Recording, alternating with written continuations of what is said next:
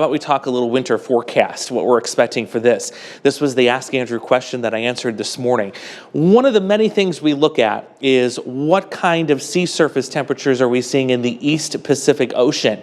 That is where we have things like La Niña, El Nino form.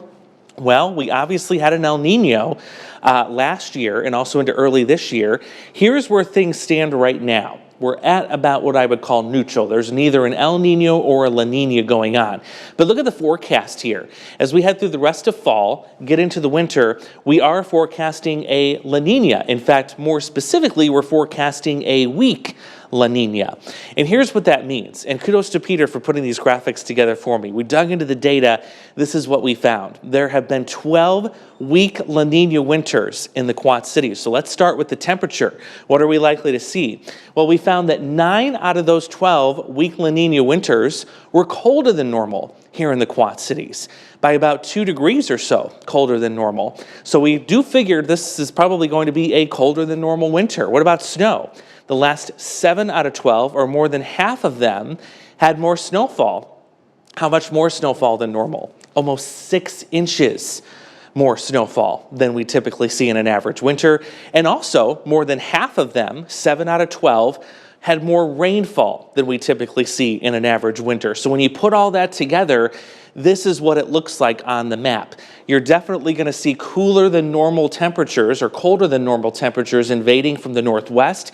Yes, some of this will extend into the Quad Cities at times this winter, and then you're going to see much warmer than normal temperatures as you get down here into the southwest, south central, and southeast. Even heading into the northeast, they're expecting warmer than normal temperatures this winter. This will be the overall track of the jet stream. That is important because this is where storm systems travel. And notice how close that jet stream is to us here in the Quad Cities. That's why we're also likely going to see an above average chance of seeing more snowfall and, yes, more rainfall. So we're going to put an article, all of this together. We'll put all of our heads together and put this out later this afternoon. It should be live on WQAD.com, and you can read that and all of our thoughts. NOAA will be releasing their official winter outlook in the next couple of weeks. I'm just giving you an early heads up as to what they're likely going to be talking about in that outlook once it officially is released. So snow lovers, you just might get your wish this year. We'll see how that works out. But I'm going to send it back to Peter really quickly. I'm going to come rejoin him. Again, normally we'd have Morgan here with us, but she's taking some well-deserved time off. So we're going to get right to answering some of your questions. We filled a good 10 minutes, and I have a feeling we have a couple piled up. So we'll go ahead and we'll get started on those in just a second. Yeah, thank you, Andrew. Yeah, so we have this jet stream that we typically see that when we focus on weak La Ninas.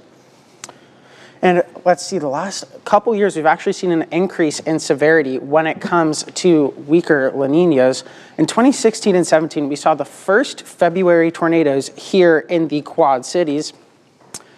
And at 2017-18, we saw December tornadoes from near Keokuk, and we also saw storm damage here in the Quad Cities during a weak La Nina. And lastly, we actually had 2 severe weather activities in 2022-2023 when we had some weak La Nina events as well. We had not only January tornadoes, but a February ice storm as well, Andrew. So we're noticing it's at least a trend maybe to keep an eye on as an increased severity with these weak La Ninas.